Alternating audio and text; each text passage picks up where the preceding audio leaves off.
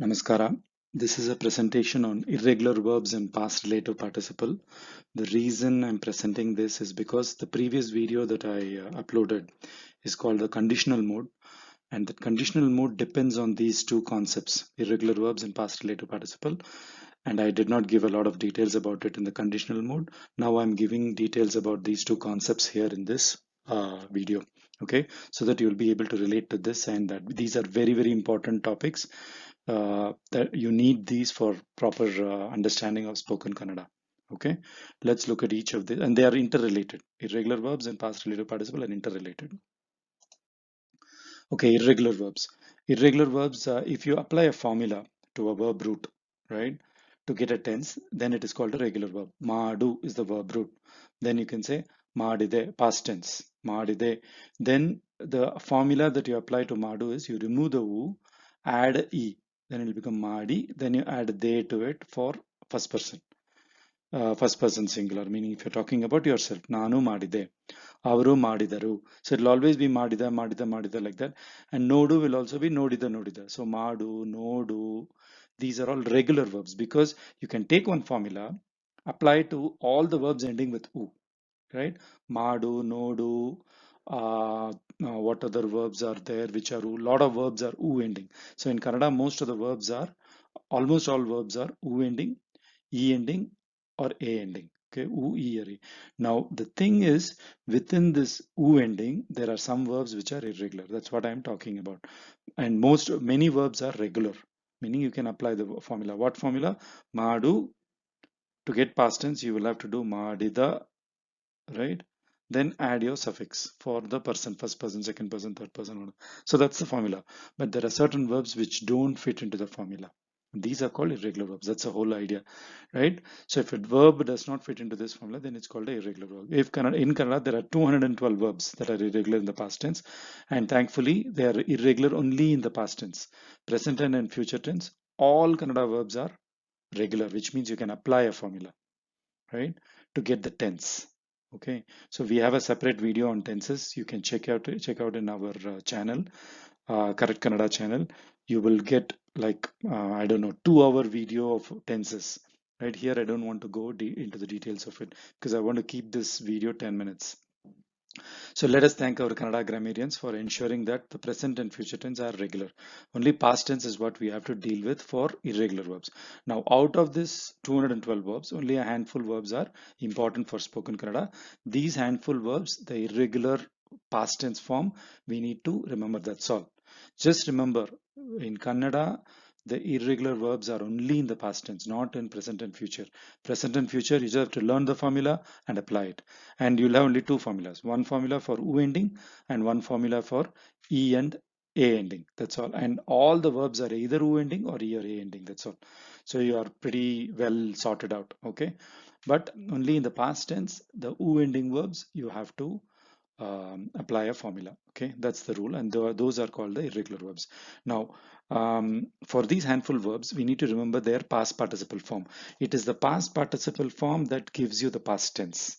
Okay, so by learning the past participle form of these irregular verbs, you'll automatically get the past tense. Right now, past participle by itself can be used, and that's what I'm going to show. So that's why these two concepts of irregular verbs and past participle are very closely related. Okay, past relative participle. What is past relative participle? When you modify a verb to make it behave like an adjective to a noun, then the verb becomes a relative participle. Okay, there are two relative participles. One is a present relative participle, another one is a past relative participle. I'm going to deal only with past relative participle here. Okay, there is no future relative participle.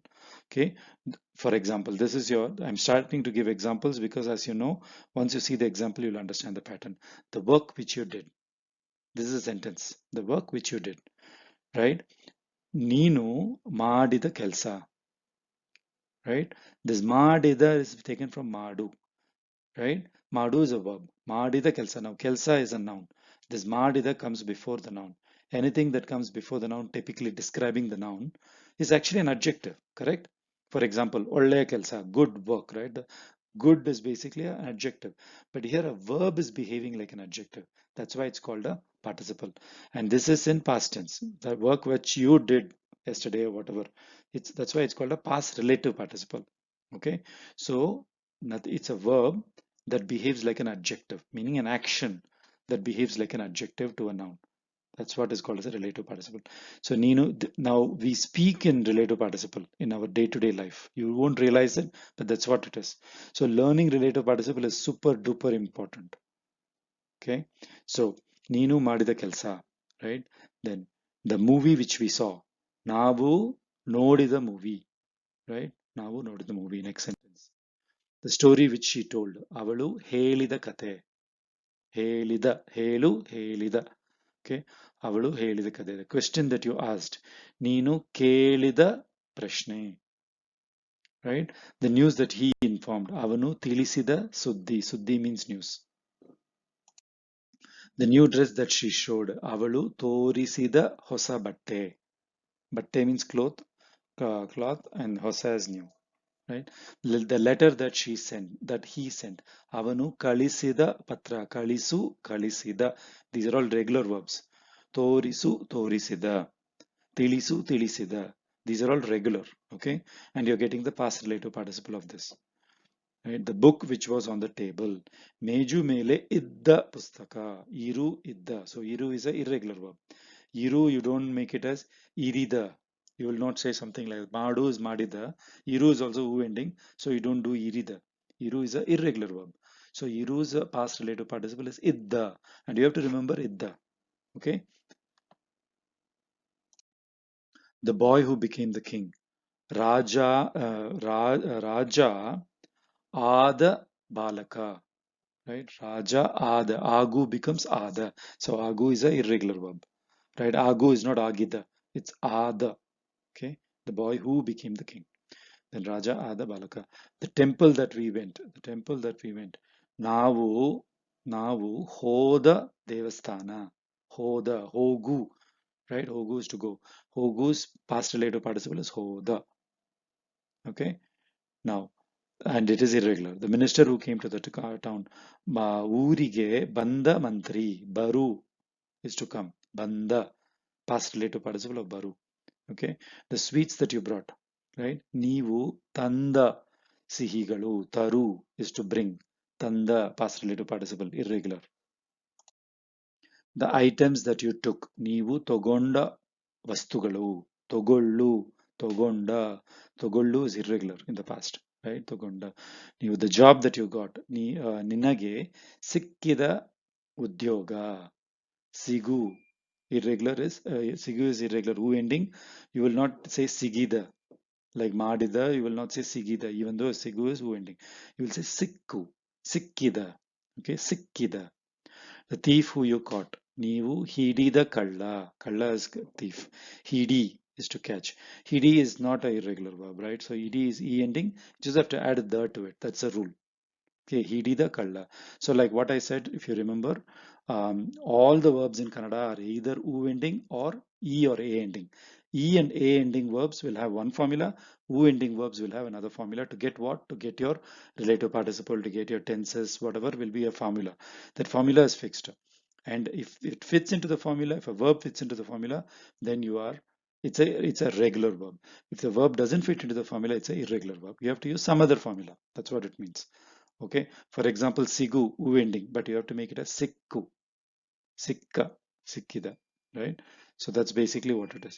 So hidi is e ending, and therefore it is hidi is e ending, and it is not irregular because if you add the to it, the is the formula. If you add the to it, it becomes hidida, which is the past relative participle. Now the thing that you have to understand is tenses are obtained from past relative participle. Okay, ನಾನು ತಗೊಂಡೆ. For example, I took. You want to say I took a book. ನಾನು ಒಂದು ಪುಸ್ತಕ ತಗೊಂಡೆ. You just have to add a to this ತಗೊಂಡ. You're already sorted. You got your past tense. Past tense is nothing but an extension of past relative participle. But past relative participle by itself can be used in a sentence, and that's what I gave here as an example. Right? The past relative participle is very powerful. It can be used as a. It can be used in a sentence already, which is what I gave here. Now, when you take this past relative participle and add one more suffix to it, then it becomes a tense. I took a book. I caught a bus. Okay. ನಾನು ಒಂದು ಗಾಡಿ ಹಿಡಿದೆ. I caught a bus means I took a bus. to go somewhere, right? ನನಗೆ ಒಂದು ಕೆಲಸ ಸಿಕ್ಕಿದೆ. You will say ಸಿಕ್ಕಿದೆ. The a gets added because ನನಗೆ, to me, right? That's all you have to do to get from past relative participle to past tense. That's a separate topic. We don't go there. I'm just trying to give you the concept of past relative participle and the concept of what was the second thing? Concept of irregular verbs, right? Okay. So the next slide is giving you the short list that I mentioned of irregular verbs that we need to know in spoken Kannada. Out of the 212, this is all you need to know. Let me just go through. Iru will become idda. Okay. Baru and taru are same. Banda, tanda. Okay. Tinnu is to eat. Tinda. Then kodu is to give. Kodu is to give. Idu is to keep. Okay. Kodu, kotta. Idu is itta. Hogu, go. Agu is become. Right. Hogu and agu are together. Hoda, ada. I'll come back to this. Why I've highlighted here. Kollu, konda. Right. Then mare. Mare is to forget. Mareta. Okay. Then kadi, katta. Kadi is to steal. Right. Kadda. Kadi, kadda. Ka, right? Ka is to wait. Kada. Ka means to wait or to protect, but ka is kada. Then sa is to die. Satta. Then nagu is to laugh. Nakka. Then kali is to learn. Kalita. Then alu is to cry. Atta. So this is a short group of words that I've picked up. That too in this very few are only used normally. But this short group you need to know. They are irregular, and these are called the past relative participle, and from this only you will get your tense, past tense. Okay, that's what I'm trying to say. Now let's just come to this hogu and agu. Hogu and agu is very special.